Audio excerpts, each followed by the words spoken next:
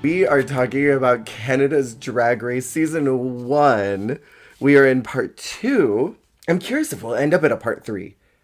Or if we're just going to do 2 for Canada. We'll see. How far did we make it into the actual We talked episode 1, Jesse. That's what I was thinking. I was like, we didn't really make it that far, did we? No. Well, listen, we're going to do it. We kicked off this season. Now we'll just dive right into... Canada is that girl, though. She's that girl. She's that girl. I was watching some compilation videos of Melinda Verga today. And just remembering how chaotic she was and how Canada's Drag Race has really produced some fantastic television personalities. And if this was on the same scale as US Drag Race, I mean, come on. Melinda would be touring the world. I feel like Lemon would be touring the world, you know? That's tea. That absolutely is tea.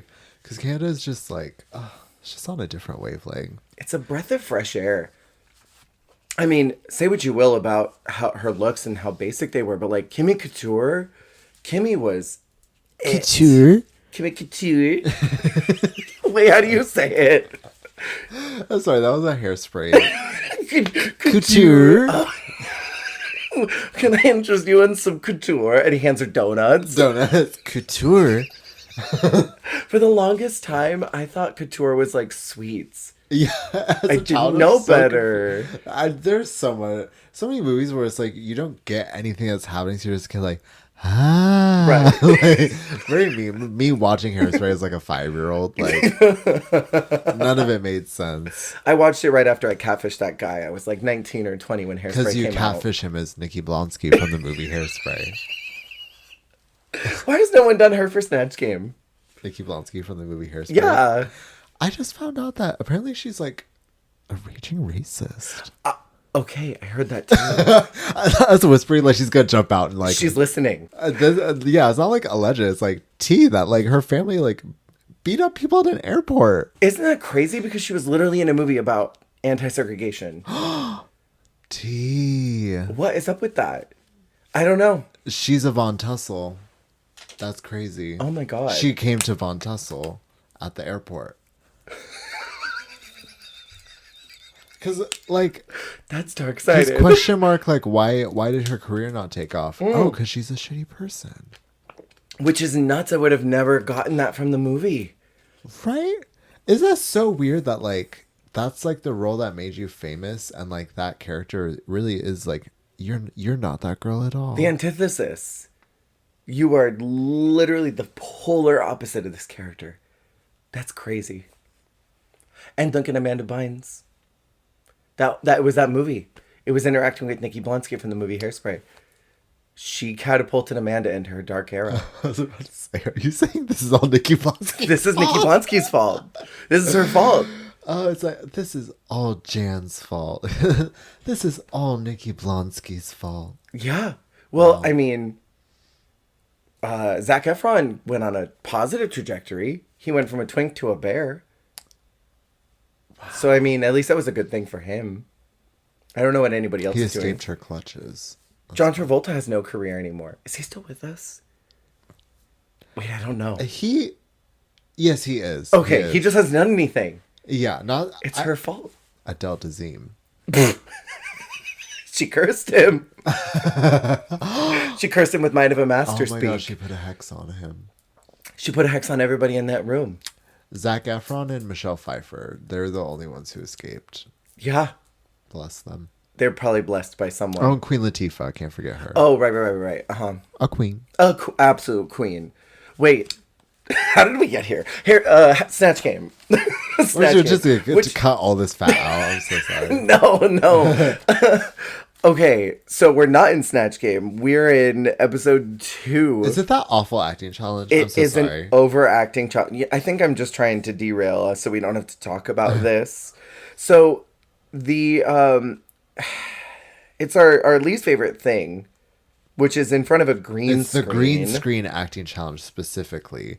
And this is a bad one too. This is a terrible one. I do enjoy the idea of riffing off of something cultural like history, saying, okay, we're going to talk about a TV show that's cultural to us, that does history in a comedic way, and like like that idea, but it was badly executed. Yeah. Just really terrible. I skipped almost all of it because it was so cringe. The word. Oh, wait. Also, isn't that ballet mini challenge? This is a bad episode. I skipped the mini. They do like a ballet mini challenge. Yes. Okay. I wrote. The word muffragettes is like burned into my brain. What is this word that you just said? It's a play on suffragettes. Uh-huh. They called them the muffragettes. Do you think that's the word that Nikki Blonsky put onto the cast and they all got cursed? A muffragette. And like that's the word they kept saying during the Right. I can't stop thinking about that word whenever I think about Canada season 1 because like what is that? Like a muff like your vagina hair? Huh. Isn't that kind of a little bit because upsetting and offensive? because like you want to tell me something. You want to say it. Just say it. Like women's muffrage? Like what's happening here? It's kind of offensive. I didn't realize that. I honestly, I smell blacked out. I smell burnt tux is the one skit, and the other one is muffragettes. Right. I just remember this one that Alone is on because her voice saying that word. I blacked out through a lot of it. It was sort of this moment where I just heard the Wii Shop theme song while I'm sitting there just watching train wrecks happen in front of me. Because none of these girls were very good at acting. I did enjoy Lemon's performance. I thought that she was pretty great. And especially after last week where she was literally in the bottom, I thought that this was a nice upswing for her. And in my opinion, this is the moment where I was like, Lemon's that girl. She's it. She's going to win this whole thing. Boy, was I wrong.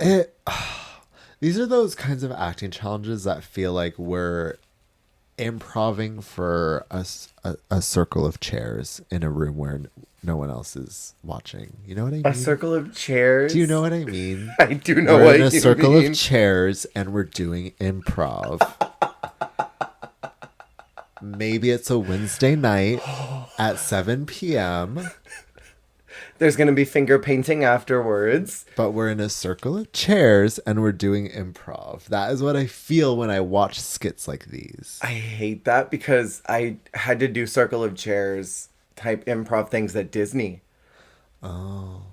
Yeah, that's totally a theater thing. It's a theater thing. It's also a Christian thing. Because like anyone who like went to like church like and had like hang out like you had like games like it could be an improv. You don't know what's gonna happen.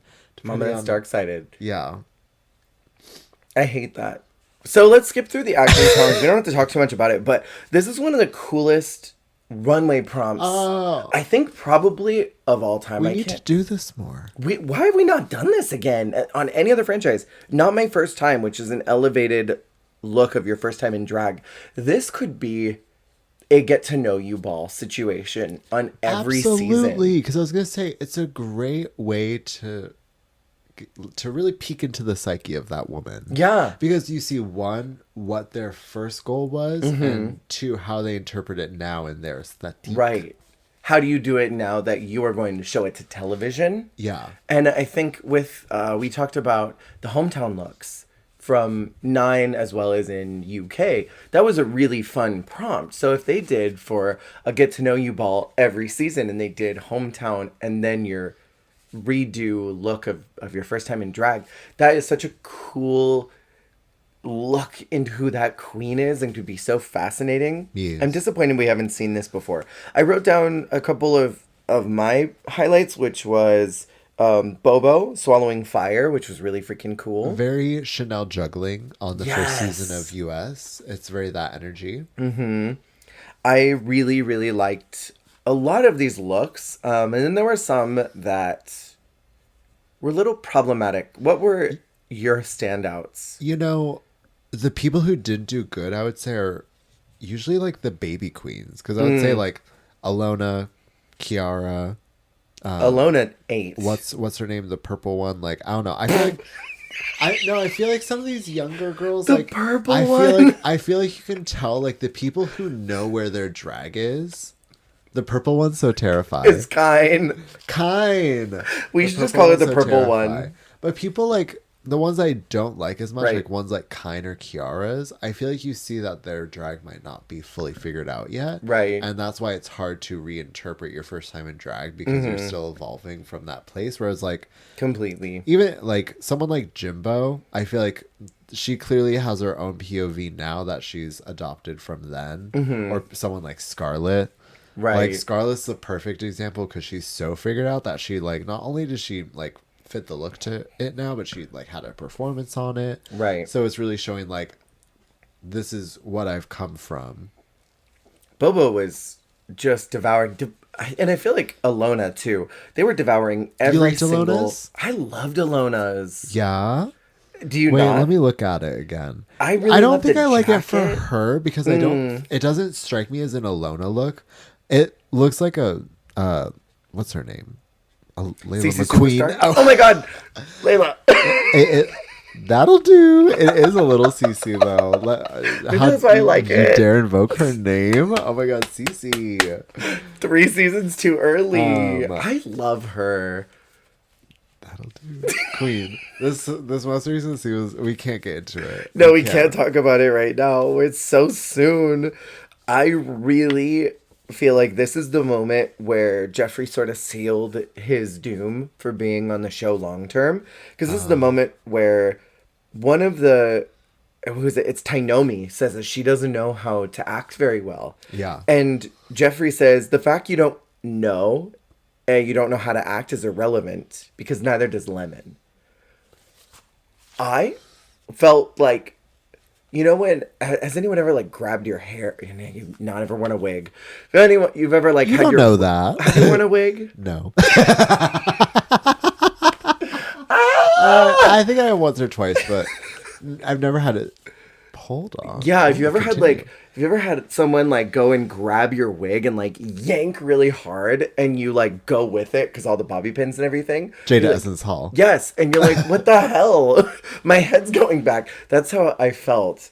Was like just my wig being snagged, but it didn't come all the way off because it was like not enough of a good gag or a read to snatch me bald, but enough that it was annoying and I didn't like it. This was the moment, and we'll get to it later, but this was the first part where you see Jeffrey's lack of understanding of the art of drag and also a lack of proper criticism. Because if you're going to critique art, there's ways to do that. Of saying, hey, this is how you could be better. Not, well, everybody's got their own time, so use it better, maybe. Well, and like you see this also kind of kickstart like Tainomi's like downward trajectory of like Yes. getting more in her head and more defeated because literally anything she does from this point onwards are like, no. Right, they're not featuring a thing that she's doing. And she's a legend. A legend. She does eat in that lip sync though. Yes. So Lemon does win, which again, I think is a really great arc. We have Kine and Tainomi in the bottom. And it's, if you could read my mind, the song was blah. I think it seems very culturally relevant to these Canadian girls. Probably. Sorry to Canadians. I don't know her, but it sounds very like 2000s to me. Mm-hmm. Like while we were in the US listening to like, do you think you're better off alone? Like that kind of stuff. I feel like they were listening to like that. Probably. Or like it's kind of like, what's her name? Sade? Sade? Sade? Who's that? Sade? Is that how you say her name? Do you know? What song do they do? Multiple. Can you name one? Are these songs in the room with us right now? Are these songs on Wikipedia? I'm like struggling to name an actual title of a song that she's sung. But I like picture her and I picture her voice in my head. As long as she's up there, that's what matters, I But think. it's very that tea. It's just very like, I don't know, that mid-tempo. I feel like this is the kind of tempo that is never really a good lip sync tempo. No. Because you can't go like all the way in yet. Right. It is good for, I think, a certain more old school type of performance. But you never get the type of queen that would do good with a song like this is never the type of queen that's doing a song like this. Like, it's always Correct. someone young, like a kind, Right. who And- like doesn't fully get how to do like a kind of mid-tempo, slightly soulful question mark, like kind of more I don't song even like think this that. would be a good song in a nightclub, though. Like, I don't think I could hear this being done by a queen and then it being good, you know? I think that a queen like a pageant queen in Texas would do the first like 30 seconds of it, and then it would go into something else. Okay, yeah, it's a like mix that song. opening like verse that it has, the Right. title verse. Like, I could see a queen coming out doing that with her reveal still on while the guitar is like strumming The coat. and you know, Yes. like either coat or she's peeking her head through the curtain. Yes, yes, yes. And the strum's happening, and she's doing the first verse, and then the beat starts, and then it goes into another song. Right. And then it's a pow, pow, pussy pow. Exactly, Yeah. Totally. We then move into, Kind's out. Sorry. Sorry, Kine. I know you're listening. Rough run for that woman. Really rough run for Kind because she had such an internet presence, and I was really expecting Kind to do better. Especially with all her confidence that If she you're had. from social media, you're either going to thrive or be the fool. Act a fool, girl. Act a fool. April Fool, girl. April Fool.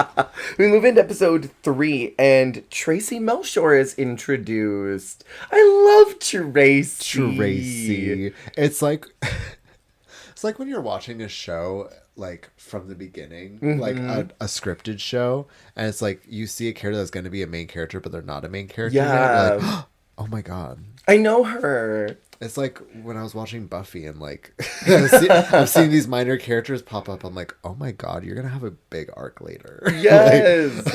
It's so exciting, kinda. And Because she's also baby. she's a baby, and no shade to Tracy because I love her work that she's gotten done. But seeing her old big face, fan of her work. I'm a big fan of her work that she's Talk about done. her like TV work. I was like, No, what not her body work of are work. you familiar with? Well, it's a body of work for body sure. of work. Her old face. Because, like, when she came into Canada 4, I mean, you and I both commented that as soon as she walked in the room, her face was snatched. Like, she was just like... I'm clenching my teeth trying not to talk about Housewives. But Do it. You know you want to. literally, you feel this watching Housewives, especially like Beverly Hills and a couple other seasons. A season where they're white. You will see, like, if they last more than 3 seasons from beginning to end, pluck Tina. Yeah. Pluck Tina.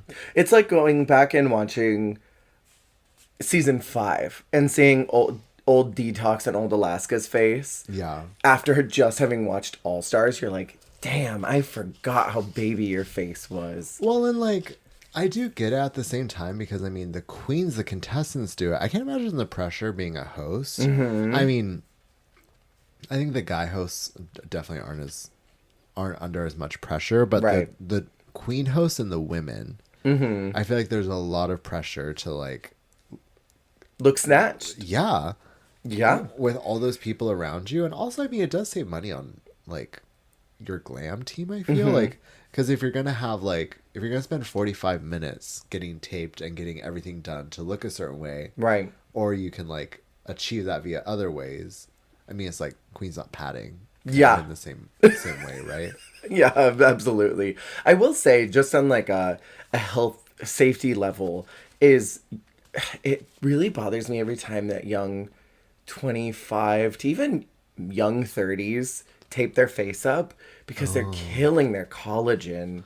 You know? I mean, if you're 22, theoretically your face is as tight as it's going to be for the rest of your life. You will never get that tightness again. Yeah. So when you're like yanking your face up even more and you're pulling your skin tighter, you're just loosening it even more. So then you're going to need more filler and more tape and more time as you get older. And Brooke's like young. And I don't know, it always troubles my spirit. It troubles you. It troubles me because I'm like, oh my God, your face, you're going to look like a wrinkly potato by 50. I was just reading about like how terrifying filler actually is. Like once it shifts and like the damage that does to your face. Also how it like completely like prohibits your lymphatic system from like properly like working and draining. Right. Crazy. Right. And if it goes toxic. So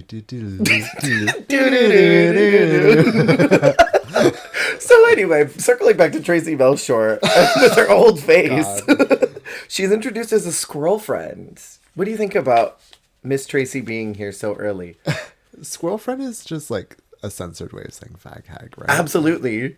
It's 100% a fag hag. Fierce. It's also funny because like I don't know. Just like we have squirrel friends, we have guest hosts. Like what is like the hierarchy here at Canada's Drag Race? She has such an interesting arc because she shows up like 3 times, comes in for the finale, and then is a regular host next and that's season. The thing too is that she's invited for the finale. Yeah. So it's like recurring and like who is this woman? Yeah. It'd be like if they had shown us maybe Ross 2 or 3 more times before they swung him in. Because, I mean, Ross, I think, was on the show 2 times. I remember in season 4, and then I feel like in All Stars 1, if I'm not mistaken. And then showed up as a recurring starting 7. But, yeah, I mean, we don't really see this in other franchises where someone shows up multiple times and then ends up getting taken full time on there. Yeah, and I feel like every season she grows in power. She gets so much more glam. She's more in drag every season. Yes. Oh, can I just say, even though I don't know her other bodies of work, because I don't know what else she does outside of Drag Race, but Tracy's wigs are some of my favorite wigs that I've ever seen on Drag Race. Like, even more so than some of Brooke's. Tracy comes in with, like, these big sculptural pageant hair one week, and she just looks snatched. And then the next week, she'll come in like a little bob, like a country little bob. Like she's about to drive a bus. She's versatile. Yeah, and then the next week, she'll come in, she's got, like, beautiful locks. And I'm like, you better work, bitch. That's all human units. Well, yeah, no, I was going to say, isn't also a lot... Because there's a certain like level of suspension of reality that we do when we're looking at Queen's hair. Right. Because like there's so much suspension of reality with everything else already happening. Right. But I feel like the eye is trained to be a little harder when we're looking at a wig on someone not in drag. Right. Mm-hmm.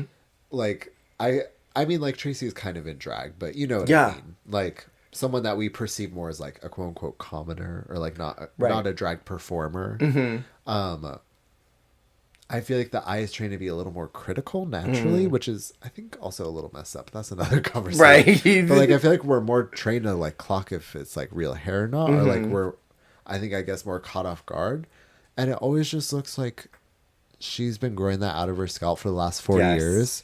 And she's debuting it for the first time today. Yeah. In the same way that kind of Michelle does. And I don't...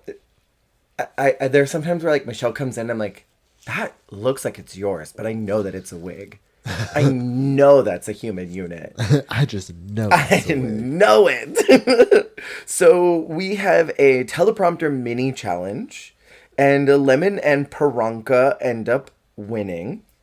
This was a funny one. It was a funny one. I like the teleprompter challenges. A teleprompter challenge is always funny, especially with, like...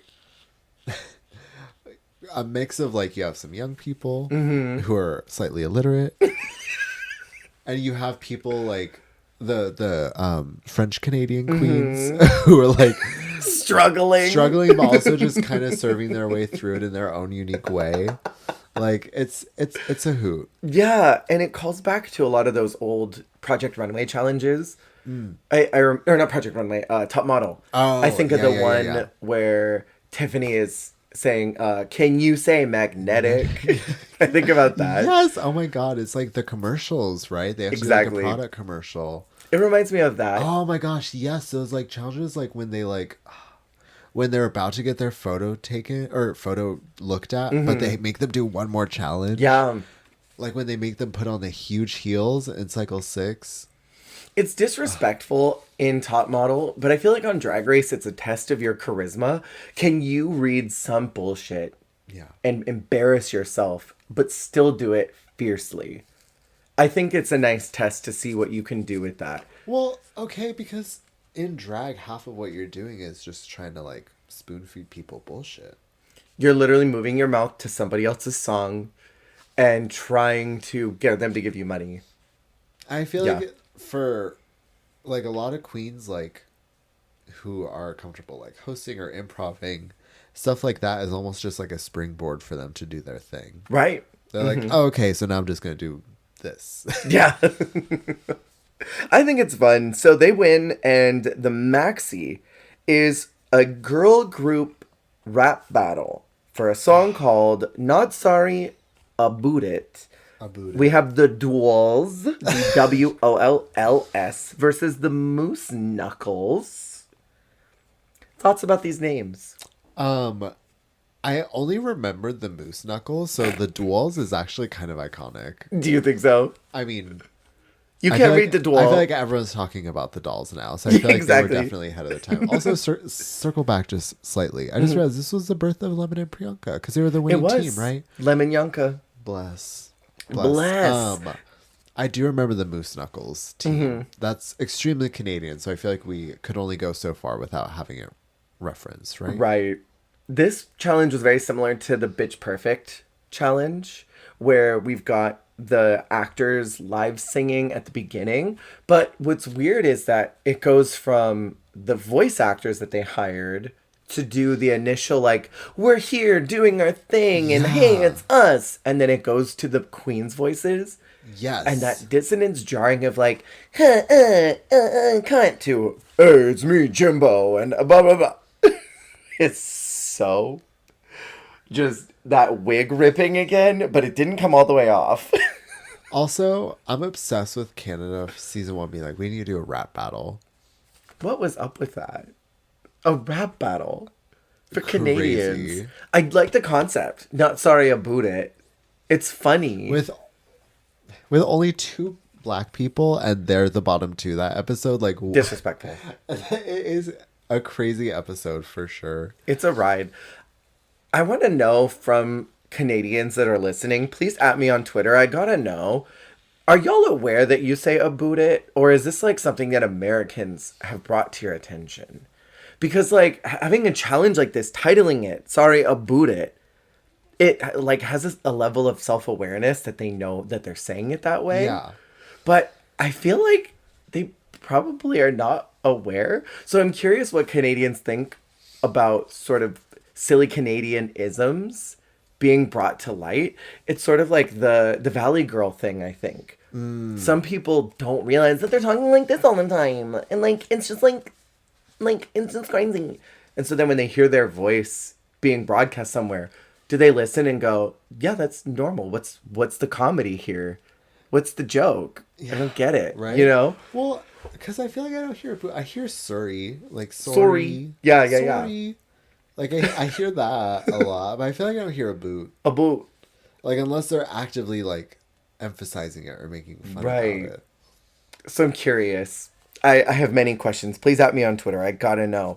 So it's a mess. This challenge is a disaster because nobody knows their parts. They're all looking at each other, dancing awkwardly. It's one of my favorite to watch, though. It's like a mess, but it's so funny. Anastasia is hilarious.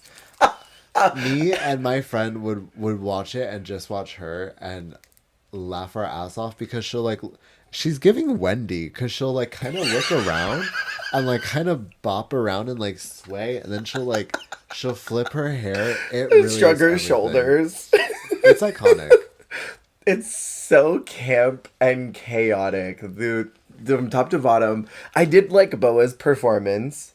Lemon was excellent and was actually one of the only ones to read because the challenge was supposed to be reading the other team, and everybody was just sort of like, we're in Canada and there's Maple Leaves. Shade throwing rap battle. And nobody threw shade. But Some Lemon, like, I want to have sex with drag queens. I want to have sex with a ghost. What was any of these lyrics? Lemon actually did read, and I wrote the line, and that last girl, what's her name? So good. So stunning. Lemon Yanka is unbreakable. I'm obsessed with them. And just the whole thing was a mess. It was ironically good. Like Shakespeare. Ah, yeah. Like how Shakespeare is just, it's good for being so bad. And also, like, different levels of mixing on their vocals. Some of them had really good mixing, and some of them had rough mixing. Yes. Like I feel like Lemon's verse sounded really good. But then, like, I remember, like, the mixing on, like, Kiara's isn't as strong. Well, anyone with an accent had weird mixing of theirs. Like, they'd never heard an accent before, and they didn't know how to process it. Poor Rita. And, like, yeah. And, yeah, some of them just were so soft. Like, yeah. Yeah. I like Scarlett's verse. Yeah, And Bobo was her fun. performance. She slayed. Bobo looked beautiful, but Bobo never did bad. Yeah. She never did bad. I will say everyone showed a lot of personality, which Right. I appreciate. Because, like, some of the quieter people, like, got to still, like, showcase. Like, Alona, like, I feel like she hasn't been, like, super, like, vocal yet. She will be. She will be eventually. But, yeah, like, people that might, like, some of the, like, younger queens that have been more background. Because I feel like right now we're focusing on, like, most of the, like, queens over 30 right now. Right. Over 20. Well, I don't know. Over 25. I don't want to shade these women. You're shading over them. 20 over 27, 28. Yeah. And then later in the season we start to focus on some of the younger Right. talent, I would say. Season 7 kind of did that. I feel like. So the runway prompt is Quebecy with the good hair. I actually really like this runway prompt a lot. I think it's a funny play on words. I enjoy that. We have some really odd looks. With Anastasia, I actually liked that cousin it thing. Oh, yeah. But then when she turned around, I didn't like any of it. The second. I didn't like the reveal. Yeah, I agree. I think it's a fun runway.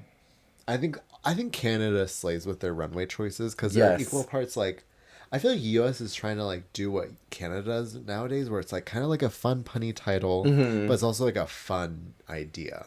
Right. I appreciate that.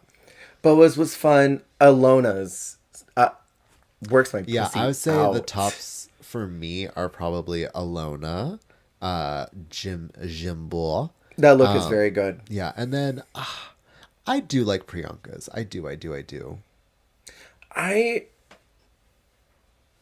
Say it. It's fine. It's fine. I like the concept of it. Everything's just scale wise, it's a little small. I was gonna say I do wish there was more. Yeah. I try to remember to take a bit easy with Canada because Canada season 1, especially the first season. girl, Lemon looks rough. By the way, Lemon looks really can rough. we just say this is probably Lemon's worst look, But I mean, also she did including say what that she made. right. She did say she had no money, so like I can kind of forgive it a little bit. It's But just she like looks I really can't bad. with like the nuclear hair, like the fallout hair with little like yellow. It's bad. What was Tainomi wearing? This was I know awful. me. And then when she takes it off in the lip sync, and Brooke's like, "What? Why did you?" Why didn't you wear that? The reveal was great. She looked hot in the reveal. She looked great. So good. And then this thing was just ugly. Trying to learn two tones. Two tones. Yeah. Oh, God. So Fun interesting. concept, not really great execution. Anastasia, I really, really wanted to do better than what she did, and I was bummed that things went the way that they did. This is where Bobo starts to crack. You can start seeing her getting grouchy and irritable during all the untucks, and it continues forward to the rest of the season. Priyanka wins the challenge. Thoughts? Agree? Right. It's the rise of Priyanka. Mm-hmm. I mean, yeah, I think that Lemon should have at least been in the top, but I think that Priyanka did a great job branding. Right. And I mean, there was disses. Yeah. The What's My Name was an interesting callback to her entrance and continuing that throughout the entire season. I like that. It was very I'm this, you're not that kind of like verse, which is I feel like that's pretty like real rap music. Yeah. So I mean obviously this was not a rap verse, but No. I feel like that was a good balance of like, because we were talking about was supposed to be a diss track, and a lot of them just did like, I'm on Drag Race, I'm gonna get the crown, or I'm doing this. So I feel like Priyanka had a good balance of like, I'm Priyanka, I'm this, I'm that. These queens are not this, they're not that. Right. And you're going to remember who I am. Because Yeah. what's my name? Priyanka. I was just thinking about Scarlett's verse from UK vs. the World 2, where she was like, and just sing about wanting to snatch the crown. They'll never see it coming. Oh yeah, in her talent show. Yeah. Sage advice. Yeah, it is sage advice. The bottom two is Tainomi versus Anastasia to Absolutely Not by Deborah Cox. In front of her. In front of her. Anastasia is out. I was gagged. Yeah. For how big of a name this she It would have been a seemed. gag because I think either of them leaving at this point would have been a gag. Yeah. To me, it was kind of on par with Tempest going home after having such a legacy behind her and talking about that legacy and then being out so early. It was like, damn, you were hyped up before you even got in the room. Yeah, I feel like Starzy was kind of catching wind of how things were playing out. I was kind of like, well, I don't think this is it for me. Right. I kind of felt that energy. I don't know if it was just me, but like watching the lip sync, like I think she carried herself well, but she also had an air of like, I don't think I'm gonna get this, but I'm gonna do my best. Yeah. And be dignified. I've definitely had that in pageants before where I realized this is not my competition. So I'm going to try and have as much fun as I can with it, but I'm not winning this. Yeah. This is not happening for me. So I think her and Tainomi are both doing that. And this was one of those where it was like, okay, this is the finish line for both of you. It just, one of you is going to finish before the other. Yeah. We move into episode 4 and it's called Single Use Queens. And we get to see another design challenge. This time it's from recycled materials. And they have to, in teams, do one of 3 prompts. Paper, plastic, or metal. What would you have wanted to work with?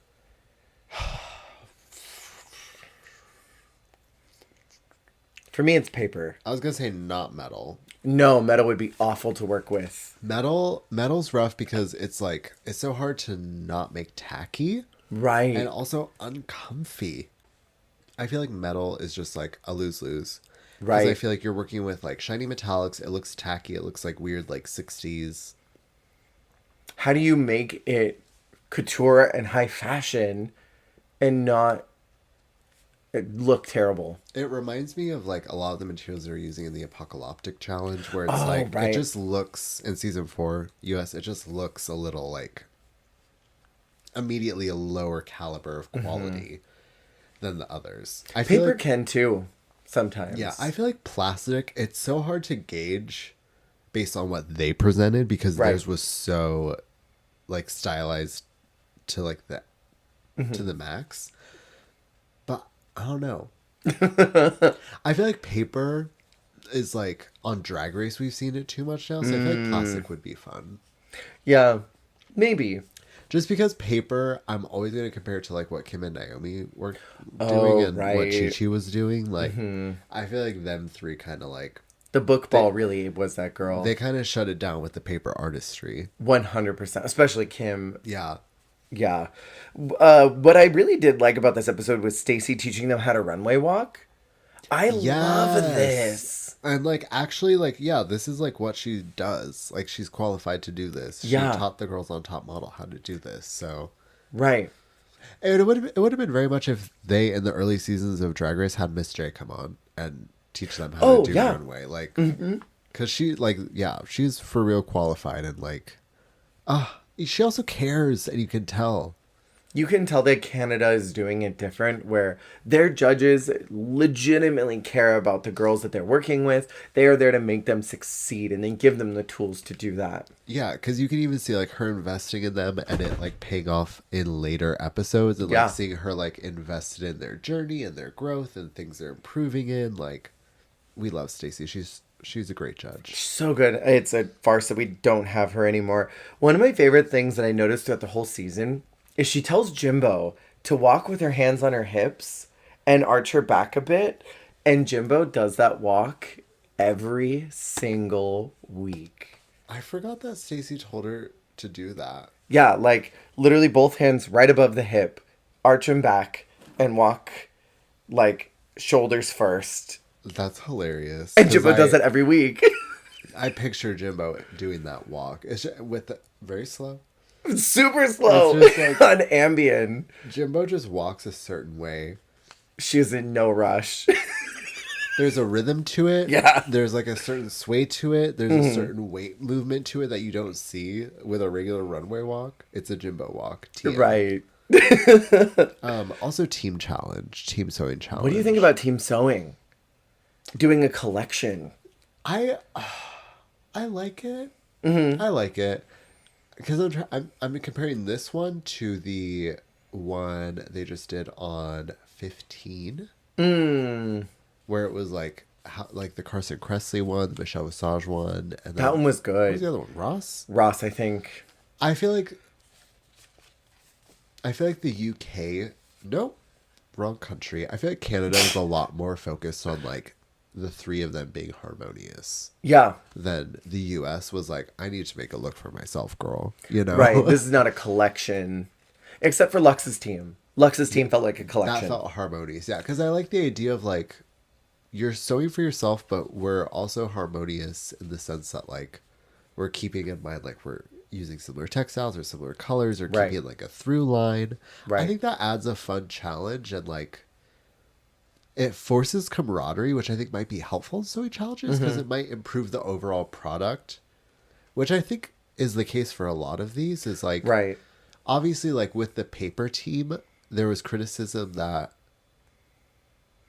it was too similar between the two looks, and then Jimbo was way too big. Yeah, but all three of them are constructed really well. They're so good, and it's like I don't think anyone on their own could create stuff on that caliber always, but having three people guided by one or two really good constructors, I feel like that is a slay. Yeah.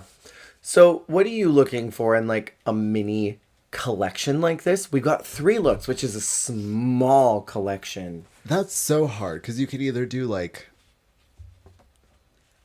you could do like a 3-way version of like a like complimentary. I don't know what that's called. A triple complimentary. You could do like incorporating colors. Yeah, because I'm trying to think like what I would prefer, because you could either go the like these are 3 very similar looks with little idiosyncrasies to separate them, or these are 3 different looks with a connector. I feel like I prefer give me like a little bit different with everything, but then there's like, oh, it's that, you know? Right. Like there's always something that you see it and it connects it back, because I feel like that's also branding, or like that's what like the eye and the brain connect, and you see that, you know, oh, it's theirs, because you see that and that's what connects them all, and then you also see that in other things and it relates to that, if that makes sense. It does. I think for any collection, for me, I want a statement piece. That I need one really big grand piece that's the showstopper. Yeah. I need that. For a mini collection that's this small involving drag queens, I feel like having a through line of who each person is, like, okay, you are kind of sultry in the way that you do things. You're very camp. You're a dancing queen. What connects us together? We're so different. So what is one thing that we've got in common? Find that commonality and then create something that would sort of be that morph baby of that. Yeah. I almost feel like something that could have been cool would have been doing like a pageant type situation where there's a swimsuit, there's the gown, and like the Q&A one. And so then you sort of do that as your first, second, and third look is that concept. So that's then you're bringing it back to drag. We have our 3 teams. We have Boa first, who I thought looked really fucking cool in this metal look. They did not like the broad titty opening up into flowers. They wanted Boa to be more serious and doing serious looks to stop doing camp. I think that critique is stupid. I hate that. They wanted Utica to do that. I also feel like, I mean, she still looks gorgeous. She looks beautiful. She looks absolutely beautiful. I feel like, I don't know. It's kind of boring when you're asking like a funny queen to be like, be serious. Mm-hmm. Like, be totally serious. Like, it makes sense. Okay. Because that critique does make sense on something like Top Model. Right. Because when there's the quirky girls who can't, like, be professional, that is a hindrance to their career. Right. But I feel like if you're a drag queen, you're there to entertain. Like, and someone's, like, a bit more, like, funny, quirky, goofy. Like, and you've also been rewarding it. Like, at first, like, I feel like it's so hard to just say, like, be serious and just serve if that's not the kind of queen they are. Yeah. Because, like, I remember, like, Violet saying that about Utica also in the pit stop.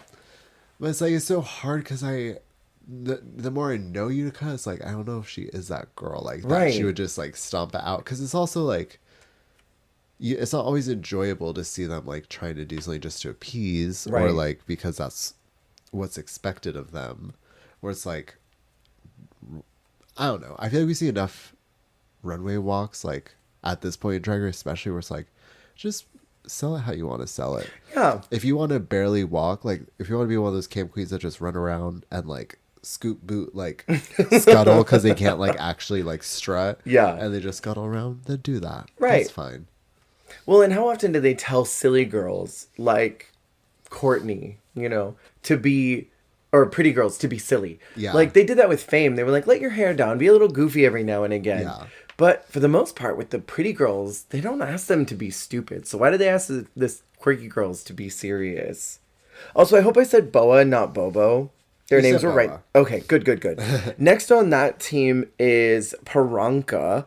In my notes, I wrote absolutely not because I hated everything about this look.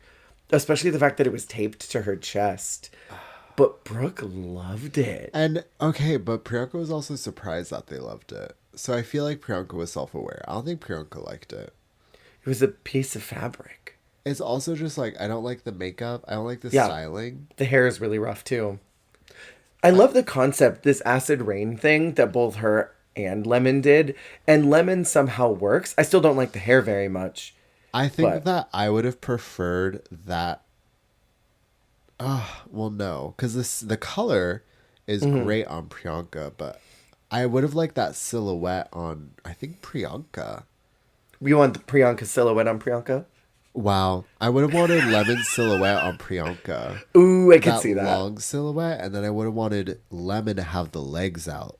I could see that. But I think their color choices were correct. Yeah. Lemon in the more, like, copper bronze. It was cute. I don't like Lemon in the dark hair. I know we haven't gotten to her yet. No. She is last in this group. I don't like her in this sheer hair either. It's a little bit too severe for her. Yeah. And also, I mean, if she had it the way that Boa's is, where it's sort of snatched back and then it cascades into a pony, I think maybe it could have looked all right. Yeah. But with this really sharp copper color in the Brillo, is just, it's a little bit too heavy. Yeah, compared to Priyanka's styling, where it's a little more like, it looks a little more brushed out at least. Right. She's giving a little more Solange. Yeah. But yeah, Lemon's is rough. The hair. The dress I actually really like. The dress is beautiful. I could see that particular silhouette being on a red carpet. In the next group, we have Scarlett Bobo. And I thought she looked fucking cool. She looks like a Silent Hill nurse going to the Met Gala. Oh my god, yes! Give us Silent Hill, but make it matte. I love the bee on her dress. I love the paint all over her hands. She looks legitimately like a graphic piece of street art. She looks so cool. And once again, Bobo's changing her makeup.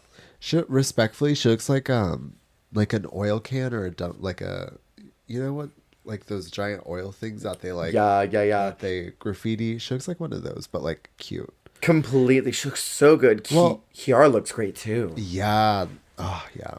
I was gonna say with Bobo, I like the B because doesn't she have her name on everything this season? I believe so, because in the last runway, she also had her name on the hair.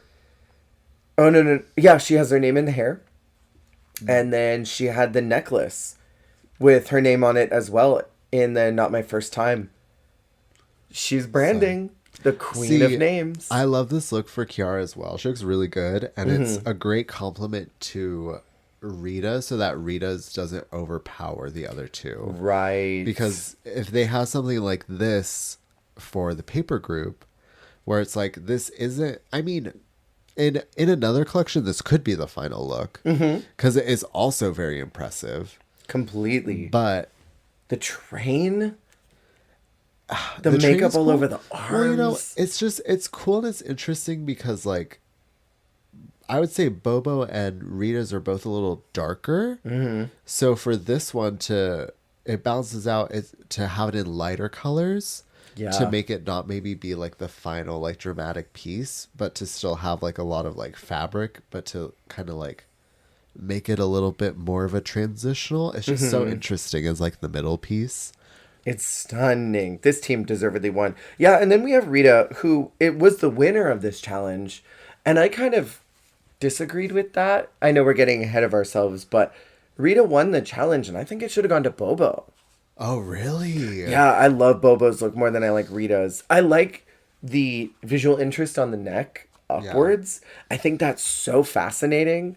I think there's just a little bit too much fabric. It looks bulky, and I needed something. Yeah, I struggle with Rita's because I do like it. It kind of gives me like Cenobite or something. Oh, I see. But I also don't like how if you crop it at like the waist, it looks like she's wearing like a Matrix like jacket or something. Like, I see that. Like, I don't know. I don't like all of it, but I do think it's a very impressive look. Right. I do think, to be a little messy, it would have been a really interesting put on my TV producer hat. Give Kiara the win because Rita's kind of like her mentor. Yeah. Like she said, like Rita gave her first gig. To take the win from Rita in a sewing design challenge when like it was very played up that Rita's also a good designer. Yeah. It's not just, I mean, obviously Jimbo was too, but they're also playing up Rita's skills as a creator. So for Kiara, the like young ingenue under Rita to take the win, I feel like would have been a really interesting story moment, only for Kiara to go home next week and then Rita to then start rising. I think it would have created a better, almost sympathetic redemption storyline for her to go into the amount of wins she gets so that people wouldn't get as like over her as I think they did. Well, yeah, because I mean, they were really pushing Rita. They really pushed her hard, only to sideswipe her last minute. Yeah. They pushed her really, really fiercely through the whole competition. And then our very last group, we have Ilona, who I thought looked beautiful. I do really like her as like the horse, the pony. Yeah, I love that. I feel like just like a carousel horse. Yes. And I think it's hard because like obviously like Tayomi's the knight getting to it, but like hers does feel so much more fun and elevated. Like, and I feel like this can stand up to what's her name, to the like the hugeness of Jimbo's look a bit more, with the headpiece and everything. But I don't know, I do really like hers, honestly. I like this trio, even though I do too. Even though it's imbalanced, I think it's still fun. It was imbalanced, but I mean, each one of the looks were really solid on their own. Yeah. I really feel like these were all great looks separately. I don't know if this was a great collection look. Jimbo and Ilona look cohesive because the textiles are similar. The colors are similar. Where Tainomi is just so vastly different in this blue. Yeah. And I don't think that's necessarily a bad thing, but it looks really tribal and warrior-like. Yeah. Where Ilona's looks a little more theme park, and Jimbo's is looking a little more Ren Fair. So like you can kind of combine theme park Ren Fair as a concept, but then you get this tribal warrior, and you're like, oh, where do you fit in here? Yeah. If the styling was just slightly different, I think it would have been a different situation. Yeah, and it's hard too because like Ilona looks like she's from the same court as Jimbo, but Ilona looks like she's not. Or like, I don't know, Tainomi. if this, or sorry, Tainomi, yeah. If this was medieval times, like Alona and Jimbo would be in the same one, but then Tainomi would be the enemy horse, like trying to take them out. Oh, yeah. Because like, I don't know, not everyone in the same court has to be the same color, but I don't know, if you're doing this like fairy tale paper thing, I do kind of picture there being a very like harmonious, like I'm thinking like the Red Queen in Alice in Wonderland, or like something like that, where like, or I feel like in a lot of like, I don't know, fairy tales, like when you enter like a queen character's like domain, there's a very specific aesthetic that everything falls under. Even like Princess Bubblegum in Adventure Time, like, you know, like there's like there's just like a certain like overarching aesthetic in a court. So I feel like that's where Tainomi sticks out. I see in that. a negative way. I like Jimbo's look. I kind of wish that maybe Alona looked maybe a little more princess-like, and then Tainomi, still keeping the guard thing, could have gone a little more like Royal Palace guard with it. And then I think it would have tied it all together. At the end, Rita is the winner. I still think it should have been Bobo. Tainomi's an absolute mess. She's super emotional. And I can only imagine that it's really difficult to be a legend in your community and then get critiques of people saying, you're not that good. Well, okay, yeah, because especially like, well, I think Art felt this when she went home before she came back, of like, especially first season of a franchise, like, I'm sure you get the, oh, girl, when they have a drag race out here, like, you're gonna win. Yeah. Like, that kind of mentality. Well, I think even someone like Carmel had that kind of pressure 100%. on UK. Like, there's just certain girlies where, like, you're told constantly, like, oh, like, when it's your chance, like, you got this. Like, you're gonna win, or, like, you're that girl. And so also the optics of, like, ugh, this is about to, like, air. And, like, I feel like if I was them, like, as I was getting those critiques, I feel like I couldn't shake, like, the feeling of, like, knowing other people are going to be watching them, like, imagining, like, my home bar watching that, like, stuff like that. You'd go into a Madeline Hatter. Yeah. Like, are you kidding me? I told you not to do this to me. I told you not to embarrass me. Relatable content. Relatable content. This is what I'm fucking talking about. Fuck the big picture, Clint. Stop saying that. Fuck the big picture. No, cut it out. I love her. This is the through line of Jeffrey's time, where this is the height of the internet attacking him, because they talk about the makeup, and Jimbo says, well, you know, we don't have a lot of time to get ready and do everything, so I didn't paint the rest of my body. And Jeffrey has the gall, the gumption, the audacity, and the nerve, while having that crunchy ass makeup, to say, everyone gets the same amount of time. Use it better, maybe. With his nose in the air. I had like a visceral, like, I want to scream response to that. Like, Santino, shut your no drag knowledge mouth. It really does give you, like, old season reality TV. I mean, not as offensive, but, like, there, I don't know. There's, like, a certain energy and, like, a certain, like, power dynamic happening that does make me a little uncomfortable. Yeah, for sure. But when they said that, they activated the twinks. The Jimbo twinks. Have you ever had one of those little, like, squishy capsule dinosaurs? And you put the water on it? Bathtub? Oh, yeah. That's what Jeffrey was. Jeffrey just poured that water all over, activated them, and they just expanded. They went on the attack. That's true. They put the whole package of that. The whole package. I miss those. Those were fun. They were cunty.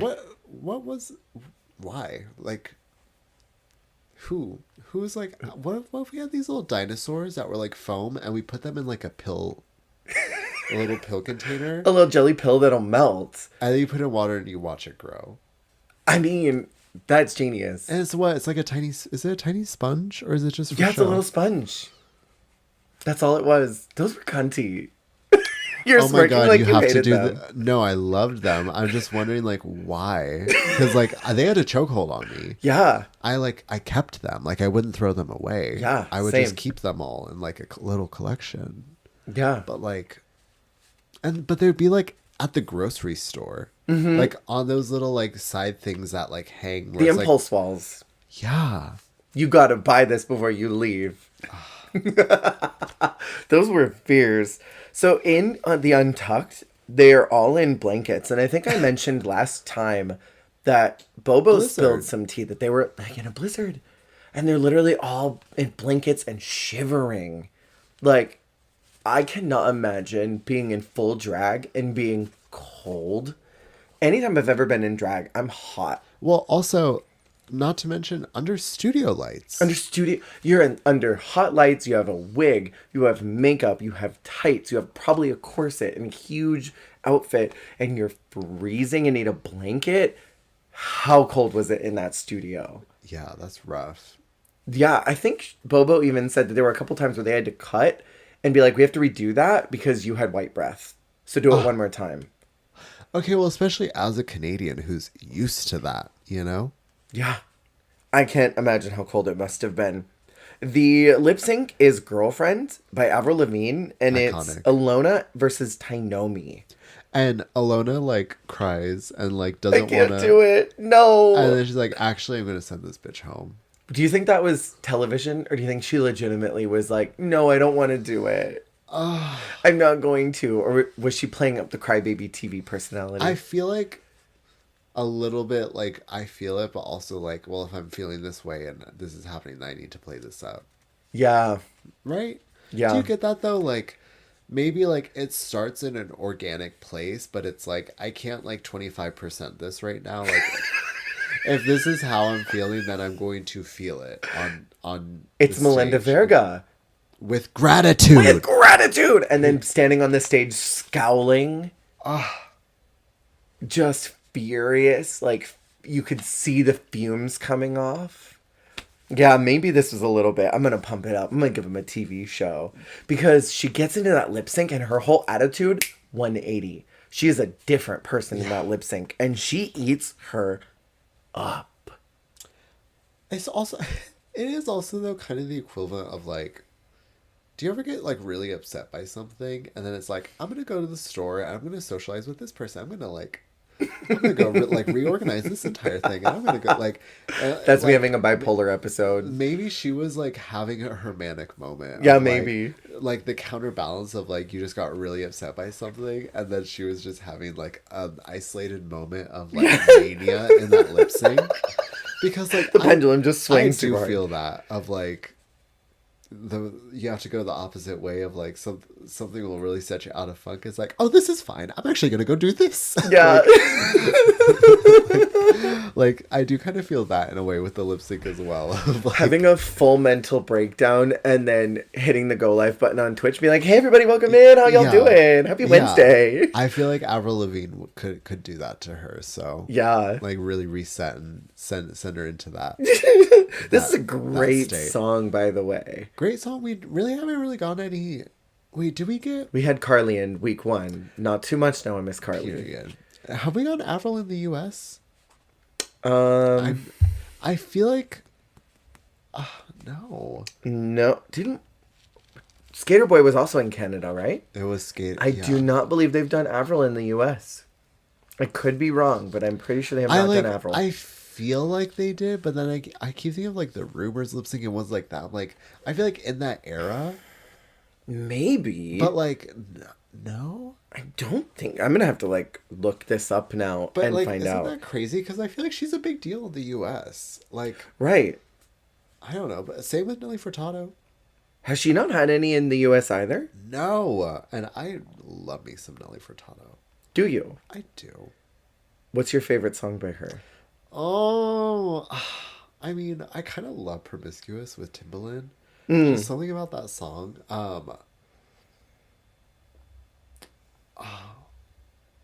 There's a song called Turn Off the Light. I think that's what it's called. That is a bop.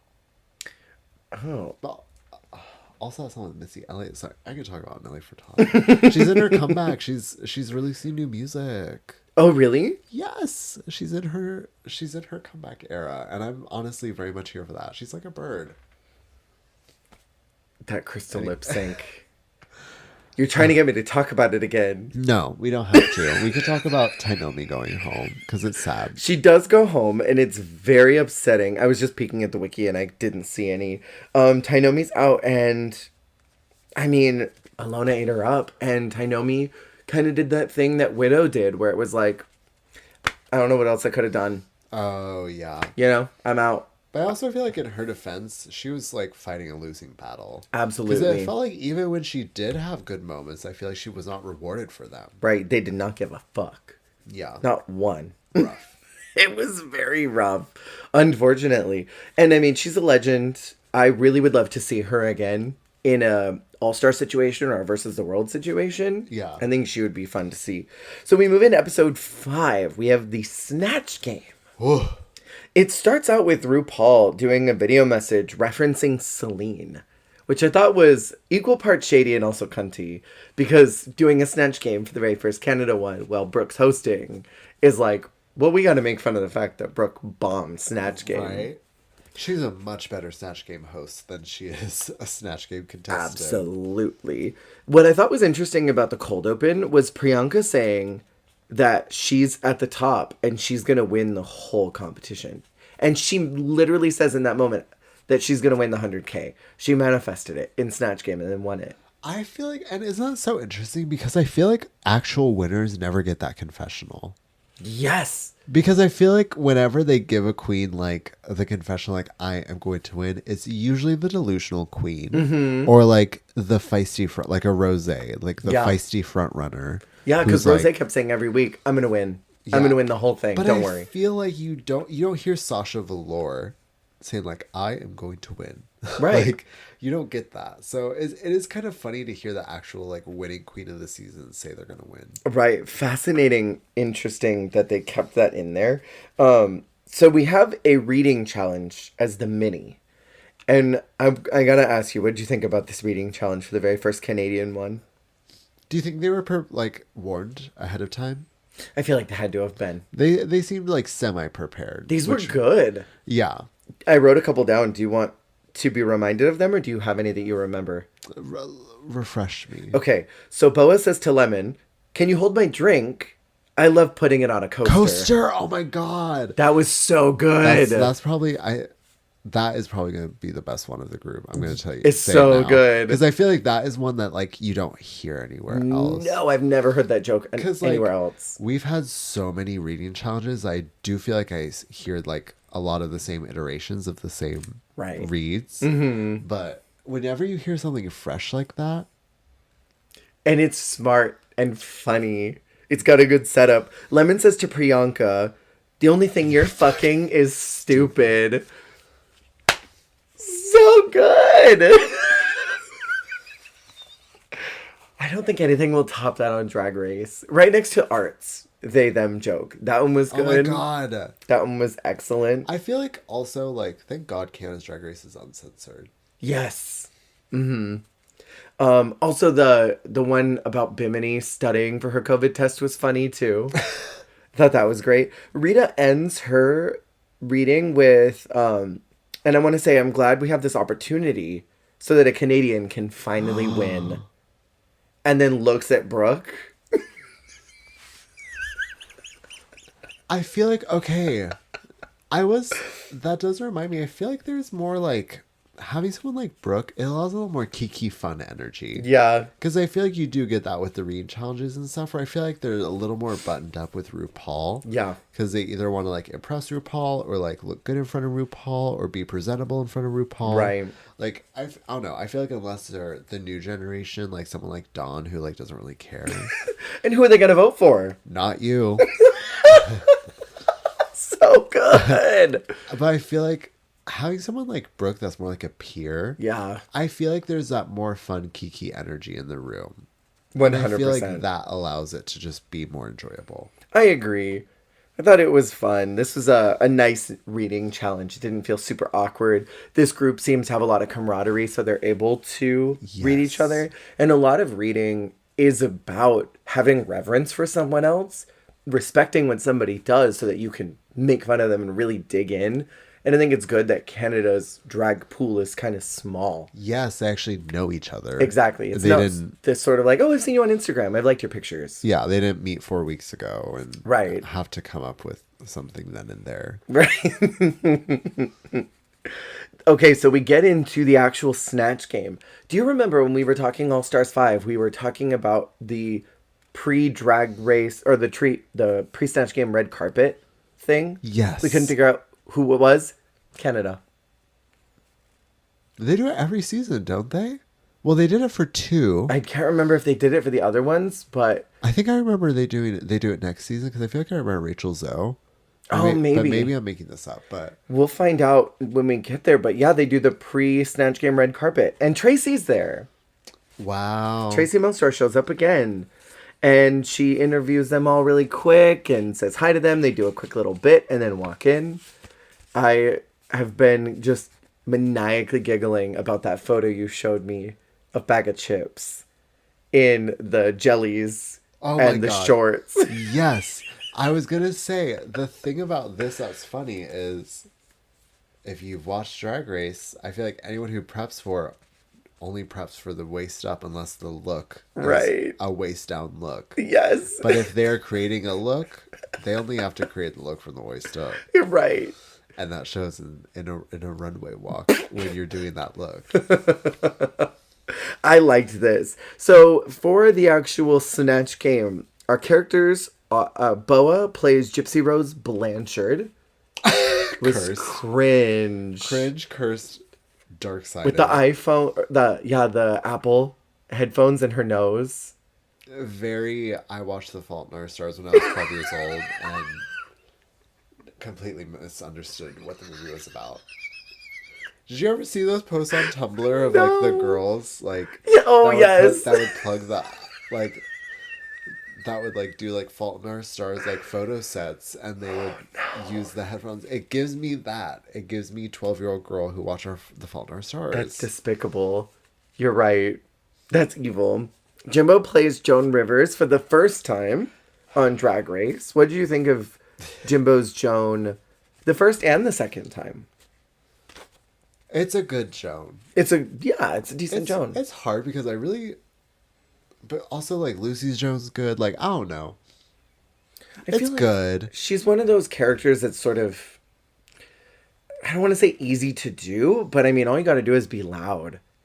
Yeah, and like nothing will be as funny as like Joan Rivers. Right. Like Joan Rivers was a really funny woman and like she was so quick and there was a mix. It was just a great mix of like extremely clever, extremely spontaneous, extremely vulgar, but like there's such an unpredictableness to her, like in her, like what she was gonna say, and like I don't know. I feel like none of them are gonna be like as funny as like the actual. It's also hard when you're impersonating a comedian. Like it's one thing if you're doing like just like a regular actress, like a dramatic actress or like a singer with a really specific voice. Right. But it's harder that they're also impersonating an extremely funny comedian. It's hard to find your own material while sounding like the original. I get that. I thought she was funny. I enjoyed it. Lemon is Jojo Siwa, and she was fucking insane. She decides that she's not going to pronounce her R's. And she loses her Me and my hair. friend constantly say, hell. Hell. Oh, those are hell. With the hair Also, block like, in her ahead of hand. her time because this is pre-JoJo Siwa being as big of a name as they are. Being now. the inventor of gay rights. Yes, gay icon. The JoJo first Siwa. brick thrown at Stonewall. True. Yeah. Yeah. She invented gay pop. She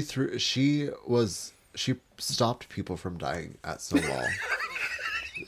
She prepped Harvey Milk's speech. She's the reason no one died. At Derek Barry, I know you're listening. JoJo. It was JoJo Siwa. Is the reason no one died. She pulled a Clara in Doctor Who and went back and stopped every bad gay event. Yeah. But I was about to make a really dark joke. I'm not going to say it. No. I got nervous. I almost did. I was so close to doing it. But I don't think this is that kind of podcast. Alyssa. Oh my God, I can't do it. Oh, I can't. Priyanka is Miss Cleo. Does it? Is it weird? It's a little weird. It's a little weird. Can I ask you a question about Snatch Game? Is it worse to be bad? Like, bomb, like, rude, never, Alyssa Edwards bad? Or is it worse to be Priyanka level of forgettable? That you might as well have not been there. Nothing stuck out as being good. You weren't like, ugh, but also it was like, I will never remember your presence in this Snatch Game. It's What's rough worse? because, like, someone like Priyanka almost feels like there wasn't as much effort or, like, phoned in almost. Like, There was nothing prepped.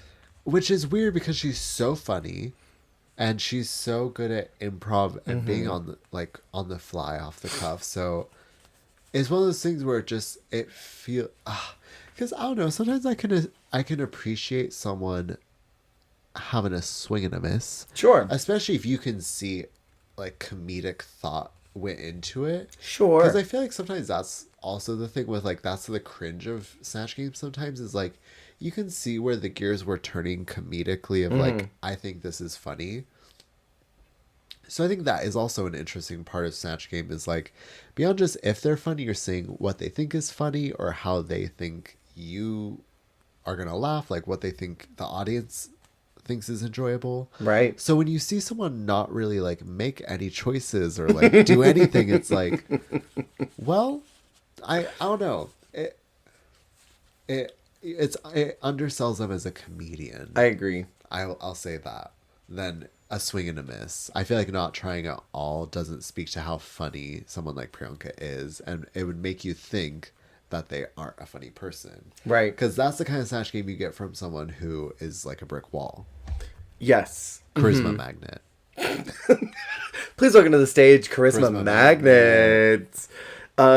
Rita is Edith Piaf, a French music singer, I guess. I think I know who that is. I have no clue who she is, but I mean, the performance was funny. I liked the idea of sleeping through everything. It did get a little one note to me. Yeah. And I think if you try to do a bit too many times, it's like Jaden going, oh, I've got a vision. It's a lesbian. Like, it was funny the first time. And the second time, it was a little, okay, stop. Give me something else. The first time she fell asleep, it was funny. The second time she was asleep, I wanted to slap her. Wake up. Well, because that's also, it's a hard, what's the word? Not rhythm, but like it does kind of mess up the flow because I feel like you're bringing the speed of things like kind of to a halt. Right. It's like when Gigi died at the beginning of World's Worst. Oh, right. You're like immediately kind of putting things to a halt in terms of like hitting the brakes fast. Bobo is Liza Minnelli. I think this is now our second Liza because we had Alexis Michelle in 9, and now we have Bobo doing Liza, and then we had someone in Down Under. Yeah, right? Down Under too. Hannah. Oh my God, it was Hannah. Hannah Right. Conda, whose Liza is honestly my favorite, and I think about it so much. Her doing Liza Minnelli doing "Sissy That Walk" by RuPaul. Oh my God. And she's like, "Now, Sissy That Walk." I cannot wait for that season because I am so obsessed with Hannah.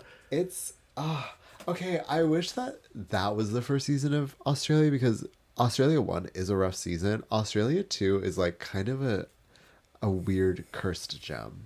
I'm excited. I cannot wait. It's like a beautiful necklace that you got from an antique store that has a ghost attached to it. It's the heart of the ocean. The way the light went out of your eyes. It's the same episode. I was like, Celine Dion. The light went out of my eyes because I thought about Lemon's dress. I thought about Lemon's look. Oh, no, we're not there yet. Kiara does Mariah Carey. Honey, this is Christmas, baby. I love the idea of doing the Christmas Okay, queen. this is Canada's Drag Race lore. This is deep Canada's Drag Race lore because she goes, "Honey, this is Christmas, baby," when she asks her what the album is going to be or whatever. Yeah. And then 2 seasons later, freaking Pythia doing Grimes says, "Honey, this is the apocalypse, baby." Oh my and God. sends Brooke into hysterics. And that's why, is because she's quoting Kiara to her. Stop it. Yes. Holy crap. This is Canada's Drag Race lore. I need you to rewatch that. I need you to rewatch Pythia doing Grimes. That is season 3, right? Yeah, Yeah, Pythia season 3. we stand Pythia. But yeah, I think She's like a sexy boy now. now. Well, I mean, like all her She always photos, does boom. all the photos that they post on Twitter are like hairy Oh, chest. she's in her Jackie Cox era. Yeah, Love but it. like even thirstier. There's like full fuzzy chest photos every other Ooh la post. la, enchanté. Yeah, all the time. Love that. But yeah, Kiara it's deep Canada lore. That's and I love it. incredible. That's like level 4 vegan. I'm so obsessed. I'm so obsessed. Alona does one of my favorite characters that's ever been on a Snatch Game, and that's Rebecca Moore. After we had Oh my just God. gotten the Frock Destroyers, we have an outright reference to the Cock Yes. Destroyers now. My favorite answer of hers was, "Can you spell cock?" C. Oh. That terrible Dick Van Dyke accent. And her just kind of like doing like a sexual like sway. Like there's this thing when people do sexy characters that they always have to stay in motion. Yeah.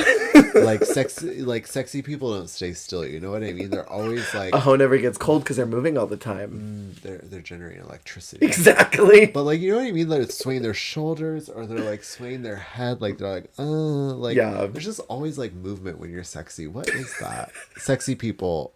Are you always moving? Comment below. At me on Twitter. Yeah. Sexy people, how do you sleep if you're always going, oh?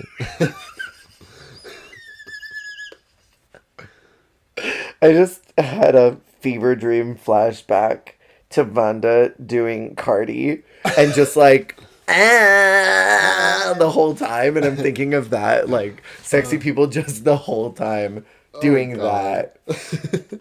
And that's Dark-Sided. She was great. I loved her performance as Rebecca Moore.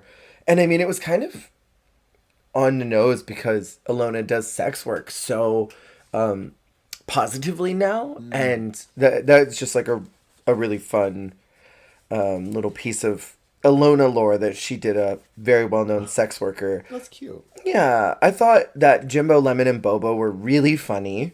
I actually liked Bobo's Liza more than I liked Alexis's, but I'm sure I'll like Hannah's Liza more than Bobo's. This was honestly a really great Snatch Game. It was a really great Snatch Game. And I think it's because they were not pandering to RuPaul's humor that they're able to just be funny, because Brooke is a well-versed human being and understands these characters. It was nice to not have a bunch of characters that were all in one line of humor. Yeah. There was so many humor types, which I enjoyed. Do you have anything that you remember specifically from this Snatch Game that you enjoyed? Well, I was gonna say Seawalk because that's probably like one of the funniest things. So and good. That and Hell. Hell, Honestly, like just like that impersonation is like burned into my brain. it's so good. It's so particular, and I said earlier she like did it before JoJo was like as big of a Right. character. As She was they still just are a Dance now. Moms kid. Yeah, she was like post Dance Mom, and it was when she was starting to get really popular with young kids. Like she's starting to become like The Nickelodeon dance girl or whatever.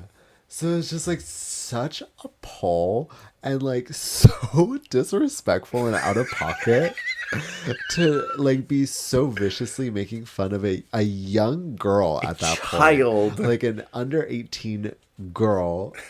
But it's so funny. And was JoJo really approved funny. of it. Did JoJo she? gave it the seal of approval Hell like yeah. a week after. So Well, JoJo's family, so it makes sense. She probably was like, a drag queen Yeah. impersonating me? That's incredible. is that your JoJo Siwa It impersonation? is. Please. She talks like that. Not the baby smoker. She sounds like she's had 15 packs for the last 12 years. Well, she has a really gritty voice, but she also talks really fast like this.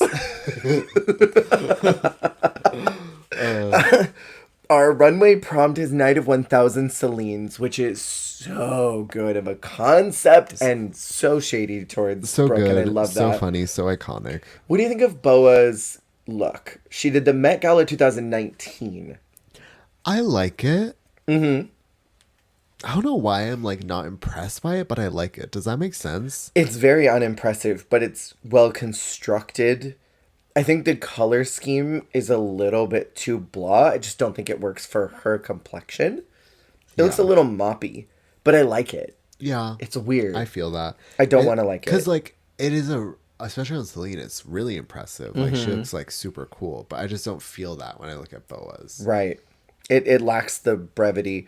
We have Alona doing the Celine Dion collection launch from 2017. No. I don't like this. It's like if you're gonna do an obscure look, I hate when we see this happen where it seems like they just pick an obscure look that fits something they either already have or Right. can do. Right. Like I hate when a queen goes for something very uniconic, very blah, and it's not an impressive look. And this is one of those things.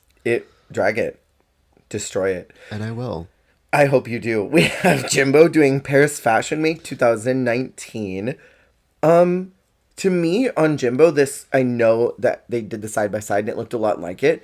This, to me, looks a lot more like a Gaga look. I was going to say, does it kind of look like Pangina? Like doing Gaga? Oh my god, not Pangina doing Gaga. You're right. No, I see that. It looks more Gaga to me. And I don't know what it is because the side-by-side, it looks like Celine's. So, okay, I think it's because it's not a very Celine Dion-esque look, but also, like, the proportions are just so different. Like, she is just so different from Celine Dion. I feel like it's hard for it to look like Celine Dion on her regardless. She did walk very fiercely, though. And I think this is a cool look for her. Definitely very out of the box. I appreciate that she did something like this. 100%. At the time she did. Yeah, definitely. We have Kiara doing the Courage album release from 2019. I hate this. The tulle looks so awful. I'm never a fan of tulle along the like top seam of a sleeve. I think like when Rosé would have looks like that. I've talked about her twice this episode. Sorry, girl. Sorry Rosé's listening and she's gonna tweet at you. I'm a contest not. Contest not. Yeah. I hate that drag trend of like the tulle sewn into the seam so it's like on top of it. It like 9 times out of 10 looks good. It looks bad. Sorry. I saw one look where it looked good. I don't remember what it was recently, but I think tulle along a sleeve is cool.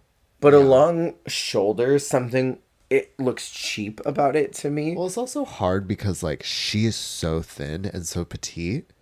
And like it's pretty small volume as well, like with the hair is diabolical.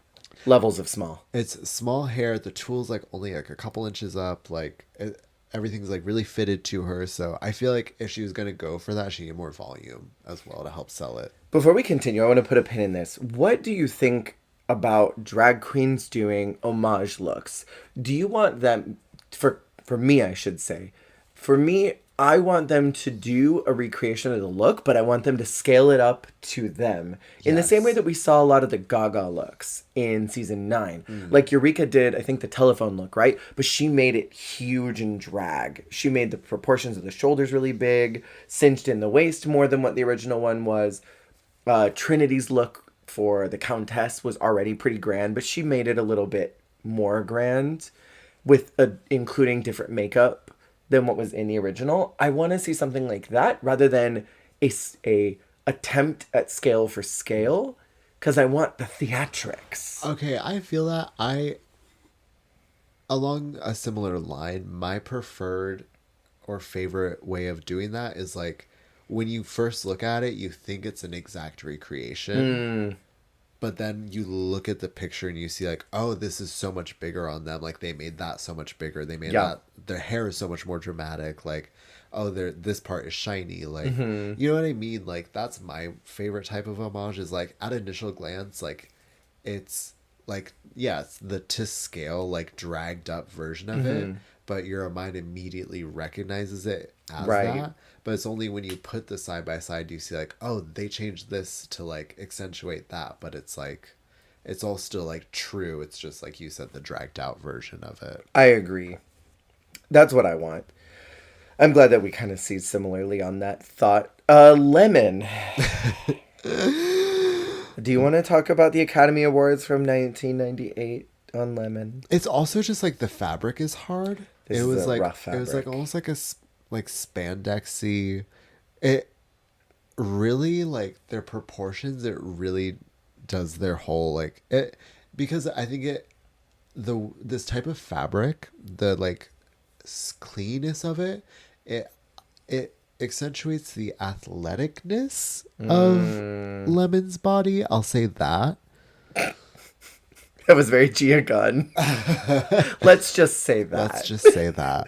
Yeah, and the hair is tiny too. And it's a rough patch for Lemon. 2 weeks of this, like, these dark wigs on her. Like, girl, give it up. And she did so good in the challenge. Yeah. That JoJo Siwa could have been the winner if the look was good. But it was just such a flop She needed look. to be padded. The hair needed to be bigger. The Heart of the Ocean needed to not be so cheap in costume jewelry. We have Paranka doing the wedding dress from 1994. And then underneath it, because she probably knew she was going to lip sync, she had the Billboard Music Awards 2016 look, which I honestly liked the Billboard look better than the wedding dress. How do you feel about two looks? We've seen this. I mean, we've seen this, I think, in A Night of 1,000 runways before, where they'll do two looks completely separate. Mm-hmm. But also, like, along similar lines, Plastique's Day to Night look recently, where it was, like, a kimono to a cyborg. Like, stuff like that. How do you feel about, like, one look that either reveals or changes into a completely unrelated, completely separate look with no, like, connection or through line between those two?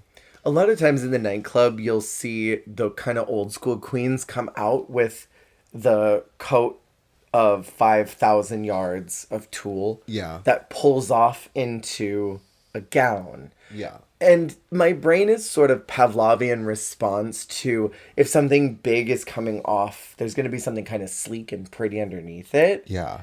When I see a big to scale wedding dress, and then it reveals to gold lame, Yeah. these are so violently different to each other that it's almost like in my head I think, well, you knew that you did bad, so you wanted to have something impressive underneath. But if you had just come out in the impressive look, maybe you wouldn't have landed in the bottom. Well, because it's weird, because, yeah, it's like aesthetically, they're not the same at all. And then, yeah, it's her wedding look from the 90s. And then you jump 26 years later to a music award show. They have nothing to do with each other. So it feels sort of like a quick gimmick. Like, no, pick me. Please, pick me. You know? Me. I don't mind if something is different if there's enough of a through line. Like you reference Plastique's Day to Night. I did not really get the cyborg thing, and so I didn't like the cyborg half with the first part. Yeah. It's when Hannah did that Pope look into the party girl thing, which someone just also who also did that. Well, it's also like in All Stars 9. And it reminds me of Plain Jane, like the Russian into the sports fan. Oh, yeah. It's like stuff like that, where it's like, I'm not sure. I don't care for it. It is two different thoughts combined in the same thing, which is why I don't like the movie Frozen. It's too many ideas. I won't get you started on that movie.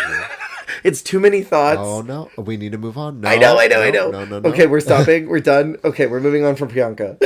We can't talk about the movie Frozen. Anyway, Do you know what I'm doing? Guiding the cart somewhere else. For y'all couldn't see, I was walking an invisible dog and shaking my body, and then I turned around and showed them the picture of Rita Baga as Celine Dion. As the Tournée Incognito tour.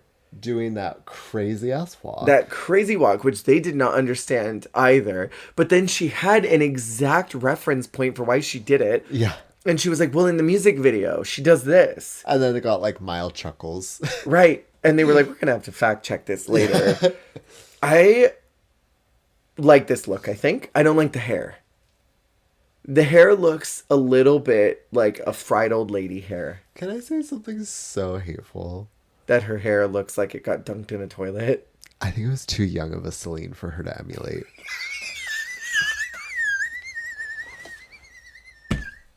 Bye! No, because like that is baby Celine. That is like fresh on the scene Celine. I mean, it's 88. And that hair that she's doing, like, it's a type of Celine that is like, I just don't think she's the girl to do that illusion. It's like, okay. She does not have the vernacular to Let me wear paint that you a wig. picture. Please, I wish you would. All Stars 11. Okay. Night of a Thousand Britneys. Chad Michaels comes out as Mickey Mouse Club Britney. Like, stop this. you know what I mean, though? Like, yeah. Or like early career, like, even like, I don't know. I hear you. Like, first, like schoolgirl, oops, I did it again, Britney. You know, like that kind of thing. Like, I just feel like there are certain illusions that I think work so much better within your drag repertoire. Yeah. And like within the scale of what Rita Baga can do aesthetically and look wise, I just feel like there's a lot of other avenues. I think she could have done the look that Boa did and done it excellently. Absolutely. I'm actually gagged we didn't get repeats. Yeah. I have this theory from starting in this season, because Brooke would know from having been on Drag Race. I have a theory that is unsubstantiated that they have to turn in their looks beforehand, because we have never, as far as my recollection, we haven't had repeats. Yeah, not in colors, not in gems, not right. in, like, we've had a lot of like specific runways where there could be and there haven't been. Like even in this last Snatch Game, for All Stars 9, we had 2 of help me, piano guy, Liberace. Oh, we had the Coolidge. The Coolidge, well, that's true. But we had the 2 Scorpions in All Stars 9. Yeah, there's a lot of runway overlap. We don't get runway overlaps. And both for a night Madonnas. Both Madonnas. Yeah, both Madonna runways. In Night of a Thousand Celines, I was shocked we didn't get one. So I almost feel like for the runways, they pre-screen them and make sure, because this is the first one where we did not get one of a very specific type of a look. And like you mentioned with gems, we didn't get any overlap in that. So I almost wonder if they have to get them approved first. And they're like, so you can't do that one because someone already is doing that. Yeah. You know? Then Bobo does the Paris Fashion Week 2019. I would have liked this on Rita. And I would have liked what Rita wore on Bobo. Plus, I think aesthetically it works better for both of them. Yeah, this look is Safe City. It's very safe, and especially after how good her Liza was. Yeah, it's also hard seeing. It's just so like pretty and normal for Bobo. That's kind of like like drag well, her. no, just because she's so exciting and like fun and like clown, crazy, I like fun. punk. That like having something so clean like this is kind of boring for her. I get that. I love the versatility of getting to show that she can do glamour like this. Jimbo ends up winning the night. Agreed. She drove all night. Yes, because Jimbo up to this point has been kind of a main character, not really been rewarded a whole lot. So I think it was because like she could have won the acting challenge. She could have won either of the sewing challenges. Sure. Yeah, no, I see that. As much as I didn't like what she made. But like she's been doing really good. Yeah. So I think that, and also she gets robbed, a lot of people would say, in future challenges, or does really well and doesn't get a win. So I feel like it was deserved. Yeah. I feel like because I think this is her only win in the season. I think so. Which for how much of a presence she has is kind of crazy. And she really delivered on the runway. Lemon won Snatch Game. Like if this were Thailand, Drag Race Thailand, Lemon won Snatch Game, but Jimbo won the runway. Yeah. And I kind of wish that was how everything ran after watching Thailand, because it feels more fair that way. But I mean, we get this crazy lip sync from Kiara and Priyanka to I Drove All Night. Do you think this is iconic? I do think it's iconic because it's one of those ones where it's like even the loser is still giving like 100% and like does really good. It was manic. It was manic. Pussy everywhere. Shoes all over the place. I will say at least I think Priyanka's was a bit more restrained. Kiara kind of threw everything at the wall. Some of the moves she was doing were absolutely crazy. Insane. But I also love watching it. It's so oddly engaging. Like when she's like kicking her feet up and then she's like throwing her arms around. And the shoe goes flying and then Priyanka running down the runway with the wedding dress open, just like flying down. Yeah. Yeah, yeah, and Stacy just like, oh, like her like fingers up, like covering her mouth, like, oh my god. I love her so much. I gotta ask you, if you're staying at a hotel and suddenly there's your partner at the door, you're 100 miles away from home, and they're like, I drove all night so I could fuck you. Are you like, in the middle of the night, are you like, get out, go I'm like, why did you call away? me first? Right. This song is crazy. This song is crazy. I drove all night to come and fuck you. Well, doesn't she say like she like crept in his room? Like She crept in his snuck room. in. Is that implying that she snuck into his room? Like, okay, Bobby pins. so let me paint you a even more elaborate picture. A darker you one. You wake up, you turn over, and your lover, who lives in a neighboring state, is in bed with you. After I've been asleep. Yeah. Would... They open their eyes and they're like, I drove from Arizona to see you. Like, you know? When you open your eyes like that, it stresses me out because I picture that, like, being fast asleep and then feeling a rustling. Yeah. And then being jostled awake to crazy your long-distance eyes. relationship partner. Fuck. Who's been in NorCal for school, but surprise, they're in your bed now. They crept in your room. Lock-picked their way in and are, like, naked on top of me. I'd be like, this is so much right now. You should have called me or texted or beeped or paged or faxed or literally anything but this. Get out of my room. But she drove all night. Put your clothes on and drive back. They're going to talk about this in the morning. I have a conference. Yeah, that's a lot. It's like, we've talked about the movie Obsessed before with Ali Larter and Beyonce, right? With Beyonce, of course. It's very that. Ali Larter. Ali Larter levels. Don't be such an Ali Larter. Don't be such an Ali Larter. You're please. Really Ali Lartering right now. I can't when you Ali Larter like this. Please get out. Yeah.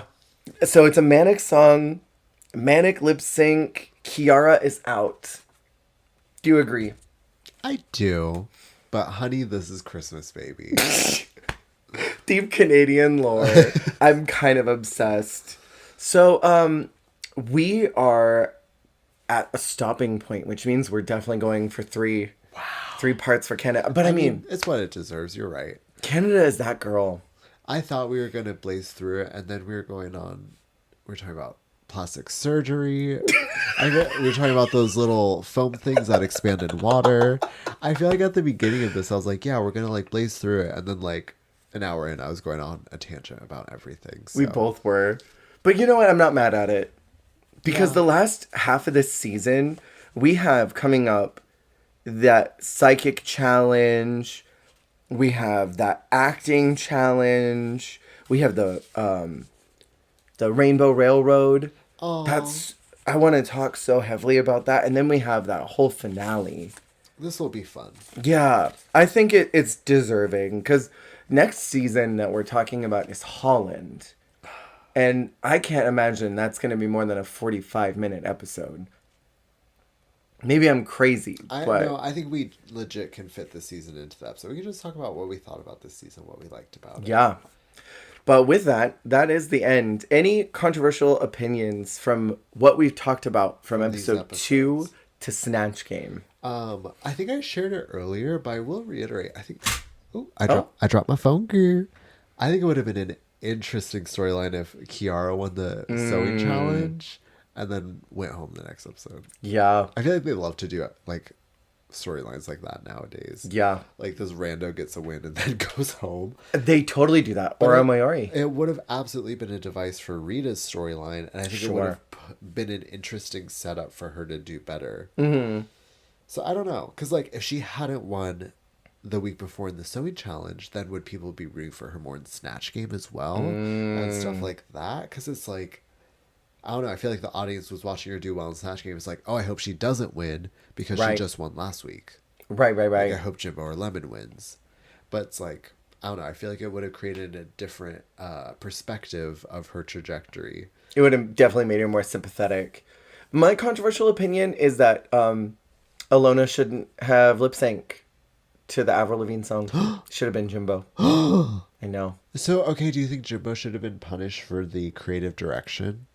Or is just because you like Alona's look more? I like Alona's look more, but also the insistence from Jimbo saying, I want to look grand, and not contributing to the group to make them also look grand, and just being like, well, if you look like trash, that's not my fault. Well, because, I mean, granted, judged by a different person, but running ahead to Australia, the girl group challenge. Did you watch that season?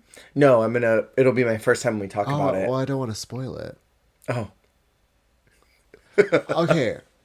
You're Forget restructuring. everything I said. In a season, in a different season, a That's girl not Down Under. that definitely is not. A girl takes the lead as the center and is put in the bottom for it for trying to upstage the others. Fascinating. So it's interesting. Again, judged by different people, but like, because I feel like there's different perspectives of some people are like it's on the person who upstaged them, and others say it's on the person who got upstaged. And it's like, oh well, you have to fight for your whatever. But I don't know. I think that it's a very interesting discussion about their sewn looks, about how like there's the imbalance and like who should be responsible for that. I think it's very interesting. I think there's always who was the main point of departure for this concept? Who decided that we were going to do this? That's the person that was responsible for making sure that everybody met the vision. Yeah. I think of moments in like Project Runway where that happened. Yeah. Where there was do you remember season 8 with Mondo and Gretchen? Gretchen. No. Oh, well, Gretchen is basically there's no team leader, but she assigns herself as a team leader, and she says we're going to do boho because that's what's in, and everybody follows her direction. Yeah. She's safe. She cannot be eliminated because she had immunity from the week before. But they're all like, Gretchen should be the one that goes home because she was the one who decided we were going to do this. And she's the reason why we look like a mess or why this is a problem. She wasn't because she couldn't be. Yeah. But she should have been and was the one who everybody threw under the bus. And it felt like both Kiara and Alona were like, well, Jimbo wanted to be really grand, so we just went along with these looks. Something similar happens in Face Off sometimes too.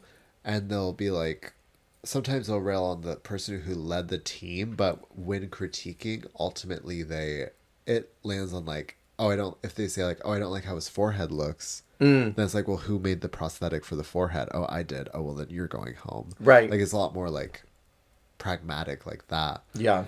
But I see it both ways because I feel like Totally. It's under the direction, but it's also under who was directed, how they handled it. Absolutely. It's a kind of fine judgment situation, but yeah, I don't know if Alona should have been lip syncing. I thought her look was strong. And I did not like Jimbo's makeup that week, where I liked Alona's. Yeah. Even without the whole white face thing. Yeah. Can I say white face? Is that illegal? Race. Even without the white face thing, she looked rough. Yeah. And so I thought Alona's looked more put together in the collection than Jimbo's. Plus the like spikes in the middle were a little weird. That's my controversial thing. Oh my god. You know what forgot. she looks like? What? Do you remember Gottmik's entrance look on 13? That poof dress? Mm-hmm. With the white face at that. She looks like Gottmik is like your childhood friend that you forgot about. And then like 20 years later, like... It's Jimbo. Yeah. 20, 30 years later, when you're like an adult, like battling like intense depression and like a midlife crisis, it's Jimbo as like that little imaginary friend that you forgot.